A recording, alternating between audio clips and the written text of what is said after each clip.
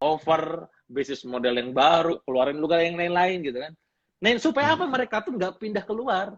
Karena kebutuhan dasar mereka yang hidup sehari-hari itu belum terpenuhi pada saat kondisi pandemi. Aja kita pikirin, dan mereka tetap set di kita.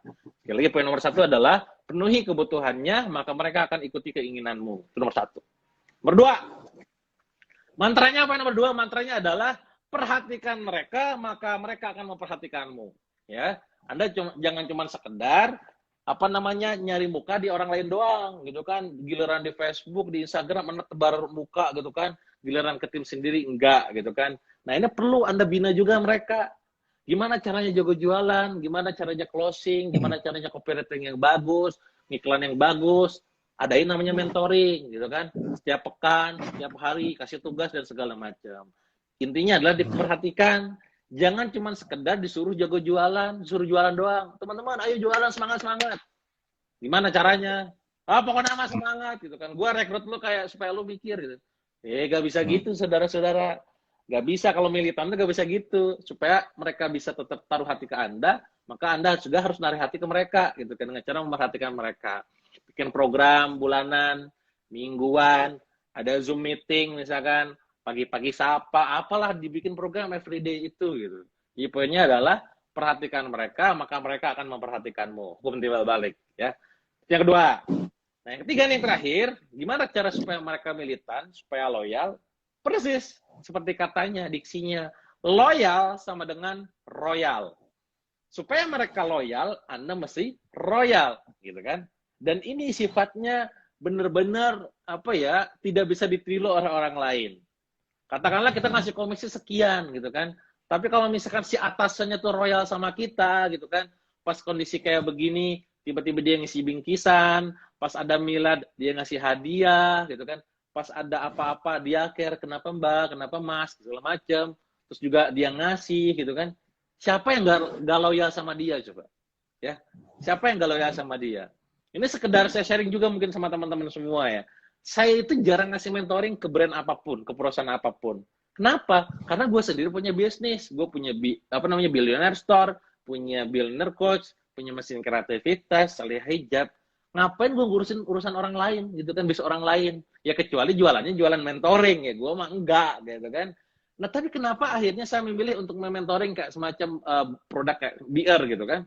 Karena ownernya, karena lingkungannya itu memenuhi kaidah tadi semua. Kaidah prinsip-prinsipnya, mantra-mantranya gitu kan. Terus siapa yang nggak loyal coba? Kalau misalkan tiap kita ada masalah, dia selalu datang hadir gitu kan, memberikan solusi gitu kan. Terus kemarin juga saya pernah update status di Facebook gitu kan. Seumur-umur saya nggak pernah dapetin hadiah gitu kan, ulang tahun yang nominalnya senilai LM 100 gram. Itu saya bocorin tuh. Nih, ini dari ownernya, gue gak minta, gak ada yang sedikit pun dari gue minta. Tiba-tiba dikasih kayak begini, siapa yang gak loyal coba tuh? 100 gram, 100 juta kalau dinominalkan. Maksudnya gini loh, itu pula yang kita lakukan ke tim kita. Mungkin gak dengan harta, mungkin dengan hal-hal sepele, tulisan tangan, ucapan terima kasih gitu kan. Hal-hal yang memang mungkin kayak orang lain tuh gak ngelakuin itu gitu. Orang lain mikirin cuma sekedar duit gitu kan. Kita mah enggak. Kita mikirin gimana caranya mereka bisa bahagia setiap harinya, ya. Kita hadirkan orang lain, misalkan pemateri khusus untuk memotivasi mereka, gitu kan. Jadi fokusnya itu bukan fokus orientasi kebahagiaan pribadi, gitu. Tapi kebahagiaan mereka. Gimana caranya mereka bisa tumbuh, gitu kan. Kalau gue sekarang penghasilan udah sekian, gimana distributor gue bisa gede, supaya reseller gue bisa gede, gitu kan. Mikirnya tuh ke mereka. Kalau dengan begitu, teman-teman pasti loyal kalau saya lihat kayak gitu. Apalagi tunjang dengan sistem IT-nya yang bagus, sistem brand yang dijaga, edukasi yang maksimal, Anda support total dan segala macam. Nah, pengalaman yang saya lihat, rata-rata orang-orang di UKM itu, pada saat rekrut reseller, dia cuma rekrut doang, ayo dicari reseller gitu kan. Pas udah dapet, ada pembidaannya gak Kang? Gak ada, jualan aja ya katanya. Terus si owner nuntut supaya harga gak jadi banting-bantingan. Ya enak aja. Secara hukum jual beli kan gue udah beli ke lu. Kan reseller kan hukumnya jual beli.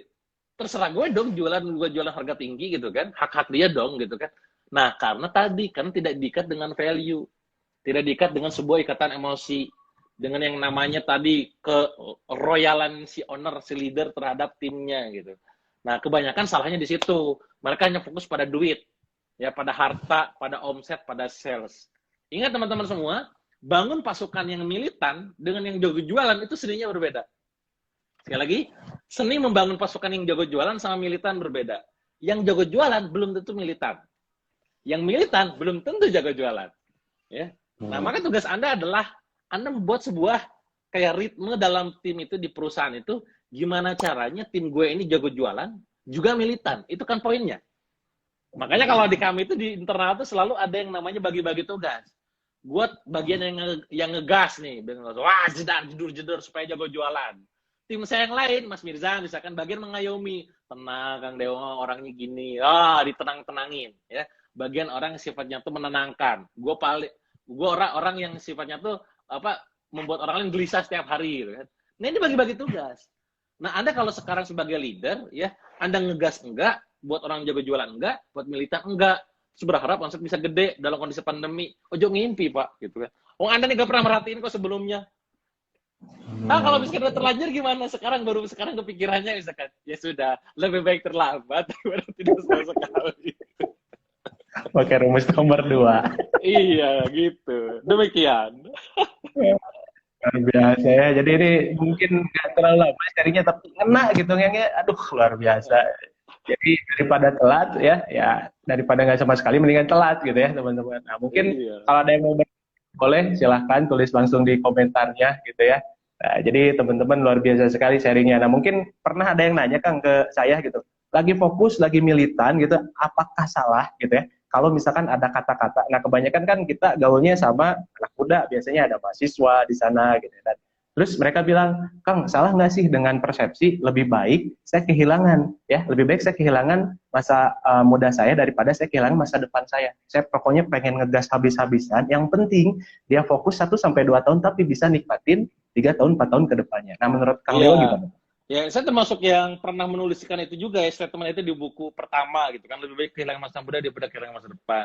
Nanti teman-teman bakal merasakan gitu kan, di mana pada saat teman-teman tuh lebih katakanlah lebih dewasa, lebih tua gitu kan, katakanlah itu udah kayak saya aja sekarang 29 gitu kan, usia 29. Tapi kalau udah ngobrol sama teman-teman yang sejenis usia misalkan, kok lu kayak usia masih 21 gitu kan, obrolan gitu loh, tingkat obrolan gitu kan. Mungkin bukan karena itunya, mungkin karena bisa jadi saat saya kuliah saya udah mikirin bisnis. Pada saat saya bisnis saya sudah mikirin yang lain. Pada saat saya udah ini sudah mikirin kemana gitu. Jadi memang Anda satu step di depan, ya lebih dahulu gitu kan. Poinnya adalah jika Anda melakukan apa yang orang lain tidak lakukan, maka besok Anda akan mendapatkan apa yang orang lain tidak dapatkan. Kan poinnya di situ. Kalau Anda sekarang melakukan A misalkan, ya orang lain tidak melakukan apa-apa, besok Anda unggul di A. Tapi kalau Anda sama-sama sekarang ngelakuin A sama orang lain, gak ada bedanya Anda sama orang lain. Makanya kenapa saya bilang, berubah di saat kita harus berubah adalah sebuah keterlambatan. Karena orang lain pasti berubah. Benar gak? Lah bedanya kita sama orang lain apa? Justru berubah yang benar itu adalah ketika kita gak harus berubah. Di situ berubah. Keluar dari zona nyaman namanya kan. Nah sekarang orang lain kan pada online, ya emang udah harus. Lu yang gak gerak, yang gak berubah, lu yang on gitu. Orang lain udah gerak. Nah kalau orang dengan kecepatannya segini, kita kecepatannya segini gitu. Nah itu poinnya di situ. Jadi kita perlu melakukan apa yang orang tidak lakukan, gitu kan? Orang lain ngelakuinnya A, kita A dan B. Orang lain lakukan A dan B, kita A, B, C, gitu kan? Satu langkah di depan, gitu kan? Bahkan lebih gila lagi, gitu. Jadi sebenarnya kondisi kayak sekarang krisis, gitu kan?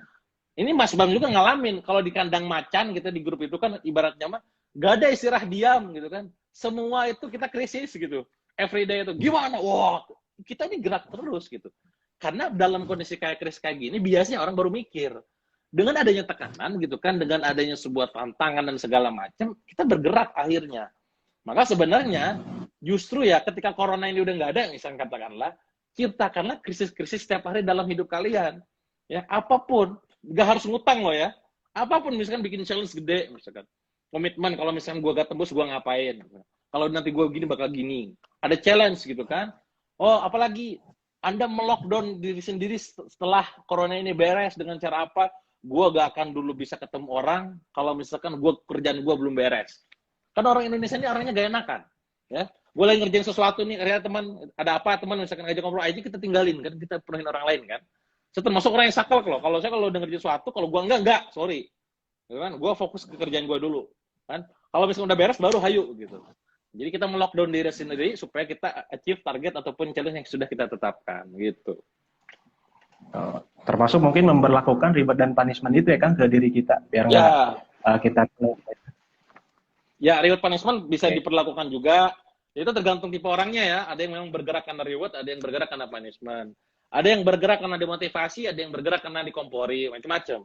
Nah, tugas Anda sebagai leader adalah mengenali karakteristik pasukannya. Jangan sampai karakteristiknya itu dimotivasi, ternyata Anda jatuhkan. Bisa bahaya, blunder. Atau dia itu tipenya adalah harus dikomporin, Anda motivasi, gak ngefek. Nah, tugas ilmunya di situ, seninya di situ. Makanya kalau punya pasukan, di HP saya itu satu lagi, gitu kan. Kalau untuk di pasukan yang di BR itu, mengelola 12 orang doang. 12 orang yang ngasilin belasan miliar tiap bulan, gitu kan, ibaratnya. Kenapa begitu?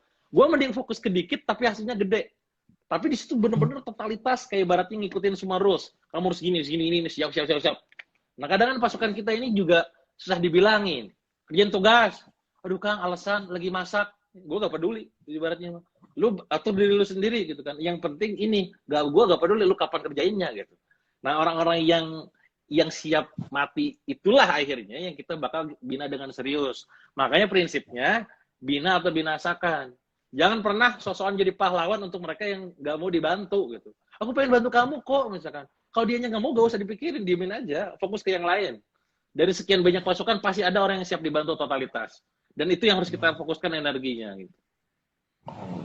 Mantap ya. Nah, ini ada pertanyaan dari sahib.am. Kang, untuk anak muda yang mau mulai bisnis, biasanya kebingungan dan kebanyakan nunggu antara modal, partner dan ide. Gimana harusnya, Bang? Nah, apa gas aja walaupun klasifikasinya agak komplit? Nah ini juga pada saat teman-teman yang baru banget ya, baru mulai. Buat teman-teman yang baru mulai, sebenarnya kuncinya kan cuma satu ya. Kuncinya itu keberanian ya. Wes gak usah kebanyakan teori, ibaratnya mah langsung aja daftar jadi resellernya Billionaire Store misalkan. Komplit, bukunya dapat gitu kan, profit dapat, ilmu dapat gitu. Jadi gak ada alasan lagi gitu. Nah sekarang mereka-mereka yang punya alasan gak ada modal, bener gak ada modal, lu punya duit gak 300.000 gitu kan, punya duit 1 juta, itu kemungkinan besar ada gitu kan. Kalaupun enggak, mungkin bisa nabung dulu bentar, berapa bulan, baru daftar jadi reseller. Dan jangan sosokan pengen punya brand sendiri dulu, ingin jadi brand owner misalkan, pengen jadi produk apa yang punya produk.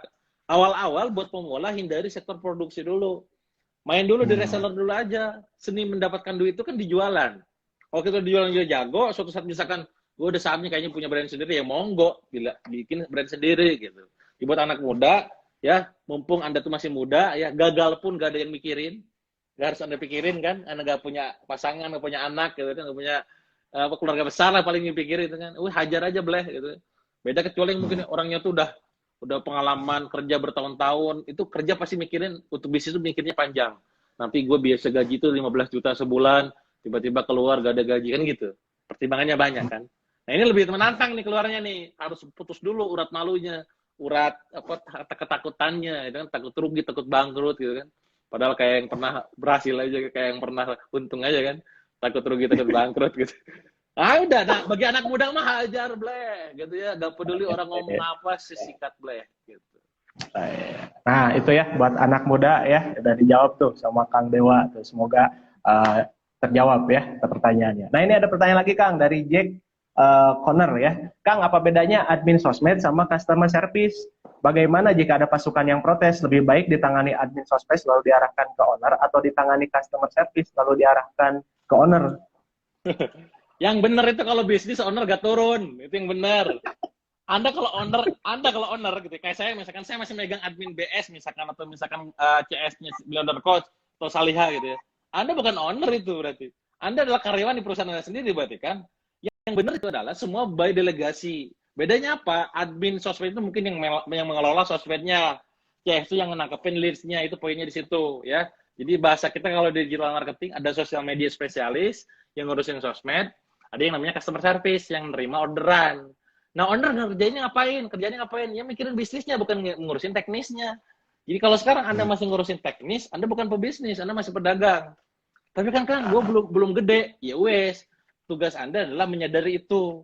Anda punya step, tugas pertama saya adalah ngelakuin semuanya sendirian. Tapi ini saya punya target. Target gue adalah maksimal 3 bulan. Bulan keempat gue harus minimal punya 1 admin atau CS misalkan. Bulan kelima gue punya 1 orang lagi gitu. Nah, jadi target, nggak cuma sekedar untuk selamanya megang admin, megang akun gitu. Itu. Ya, nah itu ya teman-teman ya. Jadi jangan sampai ownernya turun langsung ya. Nah Iya. itu ini repot gitu ya. Nah ini ada pertanyaan lagi Kang dari senibl.cos.m.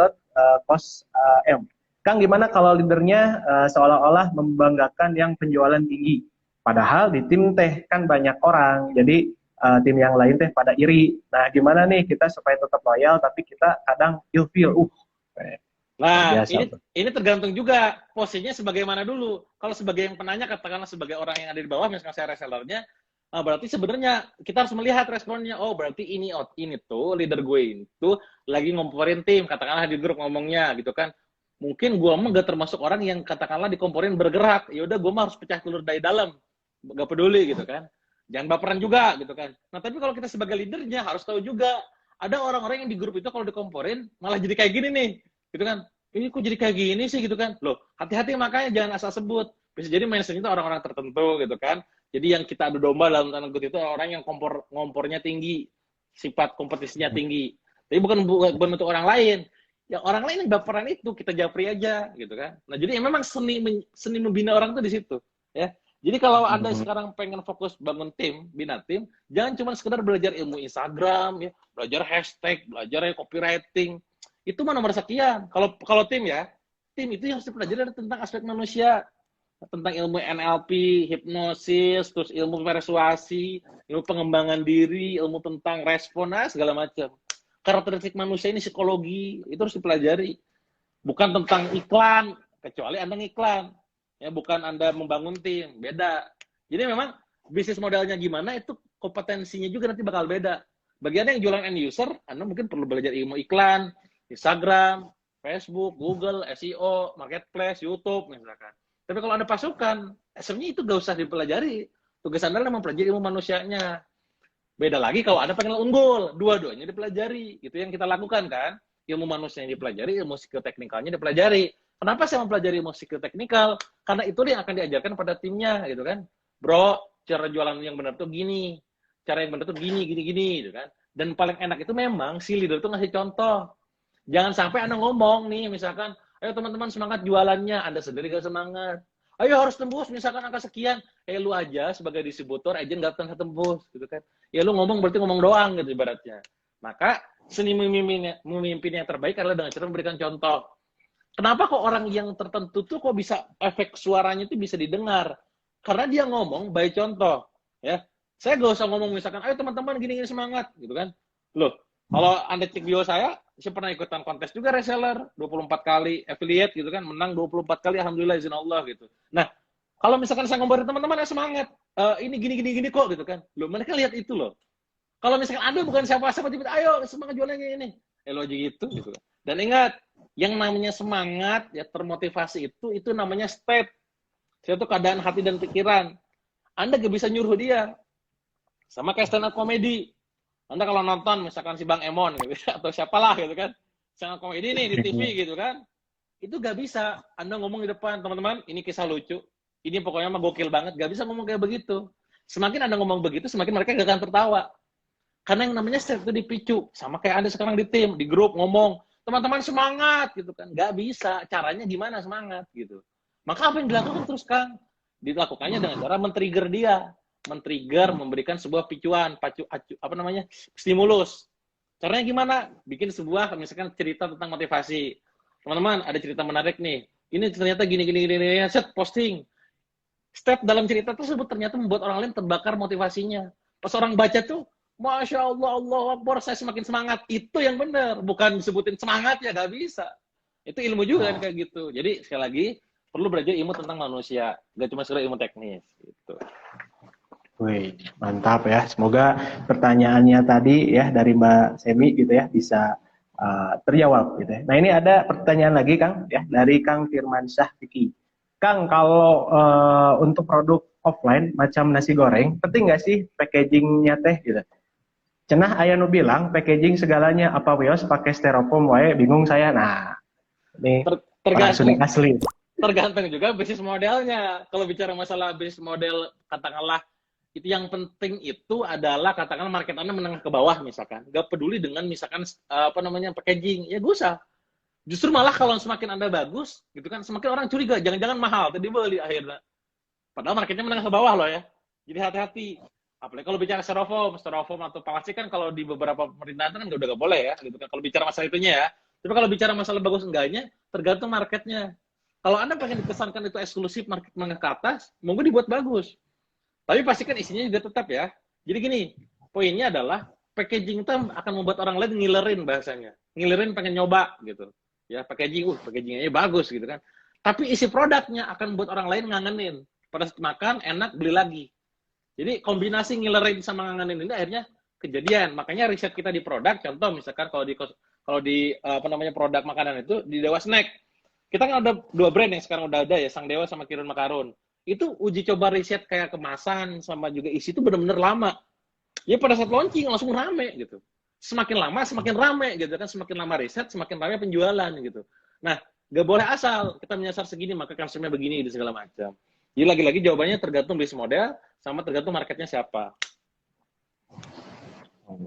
Itu ya. Nah, jadi semoga terjawabkan tadi yang nanya tentang bisnis nasi goreng. Nah, ini Kang ada kadaka.id tag. Tipe-tipe pasukan penjualan yang seperti apa saja yang sulit sekali diatur, yang Kang Dewa sering temui, dan bagaimana Kang Dewa men-treatmentnya? Gak ada yang namanya istilah sulit diatur. Itu poin dulu, mindsetnya dulu. Ya, yang ada itu adalah kita kurang fleksibel sama mereka. Itu mindsetnya loh ya. Jangan sampai kita salah macam ini susah banget sih diatur. Enggak, kita yang kurang fleksibel. Enggak, salah apa nih? Oh, gitu kayak gini ya. Jadi lagi-lagi bicara masalah tim ini bicara leadership. Ya, semua itu tentang kita. Orang lain kok gini ya gitu ya. Nggak bisa Anda tiba-tiba nyalakan mereka. Contoh, studi kasus supaya Anda kebayang. Saya itu paling nggak pernah ngomong ke tim, katakanlah ke teman-teman Billionaire Store atau teman-teman dari Saliha atau teman-teman BR misalkan. Saya ngomong gini, teman-teman, kalian fokus aja udah sama Billionaire Store, fokus aja sama Billionaire Coast misalkan, fokus aja sama Saliha, fokus aja sama KMO misalkan, fokus sama BR misalkan. Itu saya nggak bisa ngomong gitu. Karena saya sadar saya aja gak fokus. Berarti saya ngomong berdasarkan keinginan, bukan fakta gue sendiri. Gak punya reputasi dong, gak punya kredibilitas dong. Uang saya semua digarap kok. Saya punya brand buku aja ada 2, ada KMO, ada Billionaire Store. Ada pelatihan, ada Billionaire Coach, ada hijab, ada produk digital, mesin kreativitas, macam-macam. Kan sangat naif sekali ya. Ada kawan sih yang ngomong kayak gitu. Ari Ketim ngomong fokus gitu kan. Ari garapannya sendiri nggak fokus. Kan nggak ada kredibilitas. Nah seringkali pasukan itu nggak cuma sekedar melihat apa yang kita katakan. Ya, tapi melihat apa yang kita lakukan. Jadi hati-hati dengan kredibilitas Anda. Jangan asal ngelakuin sesuatu tanpa ada pertimbangan di belakangnya gitu. Gitu. Mantap. Jadi nggak ada katanya pasukan susah, nggak ada. Kitanya kurang fleksibel. Oh, oke. Jadi yang tadi ya, ilmu tadi harus memahami karakter orang-orang mungkin ya. Ya. Nah, yang gampangnya mungkin untuk pemula kira-kira belajarnya seperti apa nih Kang untuk tahu nih, oh dia tuh sifatnya seperti apa. Ya, yang paling gampang ya ajak ngobrol lah. Ajak ngobrol, Anda screening sesuatu orang tipenya kayak gimana gitu kan. Di grup dia responnya kayak apa. Karena gini, bukan ada tipe orang yang gini, Anda harus aktif di grup misalkan. Loh, ada orang yang jago jualan, dia gak aktif di grup, tapi dia sibuk di lapangan. Kalau Anda mengkategorikan orang-orang misalkan yang aktif adalah yang bagus, loh bagaimana mereka penjualannya bagus tapi gak aktif, ayo. Nah kan kayak gitu kan. Jadi, sekali lagi, Anda perlu lebih fleksibel nih, oh ternyata orangnya kayak gini, oke catat, oh ini tipenya kayak gini, catat gitu kan. Nah, patokan ilmu yang catat-catat ini kan ada ilmunya tuh. Contoh orang bergerak karena reward bukan karena punishment gitu kan. Bahasa NLP-nya tuh ya karena apa? Toward ada away. Bahasanya adalah contoh lainnya adalah ada pain karena gain. Pain itu karena rasa sakit, gain karena keinginan gitu kan. Ada yang karena sesuatu, ngejar sesuatu, ada yang karena menghindari sesuatu. Ada karena pengen surganya, ada gak mau karena nerakanya gitu. Karena petakan tipe ini adalah tipe pain, ini tipe gain misalkan. Terus ada yang sifatnya tuh dari diri sendiri, ada yang dari orang lain. Ada internal, ada eksternal. Oh, kalau ngomong sama dia mah jangan ngomong tentang yang namanya dia, tapi ngomong tentang orang lain misalkan. Itu kebayang teman-teman semua ya gitu. Itu kalau misalkan ada orang misalkan itu dia bisa membahagiakan orang tuanya. Sama kan Mbak juga pengen membahagiakan segala macam. Ngomongin tentang orang lain bukan tentang diri sendiri, ya. Ada yang misalkan tentang yang namanya secara penerimaan materi itu dia runut, prosedural, ada yang namanya opsional, ngacak gitu. Ya kalau Anda sekarang ngomong ke orang yang sifatnya tuh prosedural, kayak saya orangnya prosedural, sangat, makanya kalau Anda dengerin kisah saya atau cerita saya pasti ngurut. Tek, tek, tek, tek, gitu. Nulis buku tuh ngurut gitu. Tiba-tiba ada orang ngomong opsional. Opsional tuh dia ngacak, pak, pak, pak. Bisa orang otak kanan kan. Tek, tek. Bagi mereka yang belum ngerti ilmunya kan kayak, ya apa sih gak matching banget sama gue, kayaknya gak cocok sama gue gitu kan. Dia ngomong apa, gue ngomong apa gitu kan. Nah, Anda yang leader yang punya sifatnya tuh fleksibel, flexibility is key, is the key gitu kan. Oh dia mau opsional, gue operasional, berarti gue harus fleksibel nih. Gue operasional nih. Oke, gaya bahasa dia gimana? Kita masuk dunia dia dulu. Nah, baru tarik masuk dunia kita gitu. Jadi sebut tentang flexibility. Harus lebih fleksibel sama tim gitu. Nah, itu ya. Jadi kuncinya fleksibel gitu ya. Oke, nah ini dari invideo.id. Kang, pernah karyawan resign ternyata bikin usaha sendiri setelah pinter, gimana antisipasinya? Nah, ya gak usah diantisipasi. Nah, berarti kan di sini juga mindset. Anda rekrut karyawan tujuannya apa dulu? Apakah ingin mempertahankan selamanya? Atau gimana gitu kan? Mindsetnya apa dulu nih? Niatnya gitu kan? Kalau niatnya pengen nolong dia, ya kalau misalkan dia punya bisnis sendiri, ya alhamdulillah dong. Berarti dia sudah bisa mandiri dong gitu kan? Jangan malah sakit hati. Walaupun bagi sebagian orang yang belum terbiasa punya mindset kayak begini, masa gue aing dibina gila-gilaan sih nyin sorangan misalkan gitu kan.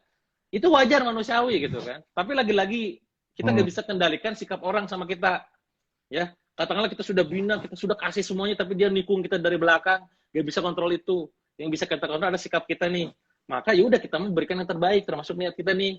Gue pengen bantu kamu ketika misalkan kamu harus keluar dan bikin produk, misalkan. Ya alhamdulillah tugasku sudah selesai dan kamu sudah bisa jadi orang sukses. Semoga aku jadi apa namanya itu semua jadi amal jariah buat gue aja sih gitu kan. Kemarin ngedidik kamu gitu-gitu. Gak usah dipagerin, biarin aja. Justru malah lagi-lagi yang diubah mindset kita. Nggak salah gitu. Sok aja. Gitu. Oke, nah itu ya teman-teman. Nah, oke, berhubung nih waktunya sudah mepet gitu ya Kang. Iya, Ya jangan sejam sampai mati gitu. termepet dong, kita sejam mati. Nah mungkin buat teman-teman nih Kang, pesan-pesannya nih buat yang punya timnya biar loyal, tambah loyal lagi. Yang buat temennya yang mungkin saya pengen berbisnis tadi, bingung pengen ngapain. Nah mungkin tips dengan menghadapi pandemi ini seperti apa Kang kira-kira? Ya pasti kondisi pandemi ini menguji kualitas keimanan sama leadership kita gitu. Nah teman-teman semua ini jangan sampai kualitas keimanan dan leadershipnya hilang. Secara iman benar-benar kayak ragu gitu kan, kayak khawatir. Sudahlah, ini sudah dijamin sama Allah kok. Bicara masalah rezeki, bicara masalah segala sesuatu kode Allah ini gitu kan. Bicara masalah leadership, tunjukkan karakter kamu. Karakternya apa? Pertama, Anda punya yang namanya ownership, merasa kepemilikan ini perusahaanku gitu kan. Kedua, responsibility, punya rasa bertanggung jawab terhadap perusahaan dan karyawan. Ketiga, punya namanya accountability, rasa tanggung jawab terhadap apa yang terjadi di karyawan jika mereka misalkan dikeluarkan. Keempat, punya namanya care, kepedulian, tunjukkan itu ke bawah. Dan itu saatnya adalah momen yang tepat dalam kondisi pandemi mengeluarkan semua karakter itu. Lebih merasa memiliki, ya bahwa ini bisnis kita, lebih punya tanggung jawab, bahwa semuanya ini tanggung jawab gue gitu kan. Lebih punya rasa tanggung jawab bahwa aku accountable terhadap semua yang terjadi, dan lebih peduli sama mereka. Tunjukkan itu semua. Dan pastinya ini ilmu yang tidak didapatkan dalam satu malam, dalam satu hari, gitu kan? Anda perlu melatihnya. Dan ini adalah momen untuk melatih itu. Kalaupun misalkan Anda pengen melatihnya atau katakanlah lebih cepat, itulah kenapa akhirnya kita bikin workshop, kita bikin buku, gitu kan? Pengalaman saya tentang ngebina orang, akhirnya kemarin kita tuangkan dalam Crazy Leader. Teman-teman silakan nanti cari tuh di buku di Billionaire tentang Crazy Leader. Bulan ini kita juga lagi nulis buku tentang militan nih kan, gimana caranya supaya bangun pasukan militan. Nanti gue tuangin juga tuh di buku. Nanti mungkin diinformasikan di teman-teman Billionaire Store gitu. Goalnya tadi kita berbagi pengalaman. Pengalaman gue 10 tahun nih bangun bisnis, itu kan reseller, basis reseller, dituangkan dalam buku. Nah, Anda baca gitu.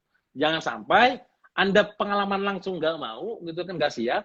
Baca buku juga nggak mau, gitu ya. Tapi ngarap sukses. Mungkin mimpi Anda terlalu miring. Ya. Mimpi.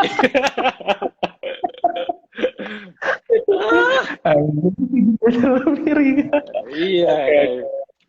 Udah itu aja paling.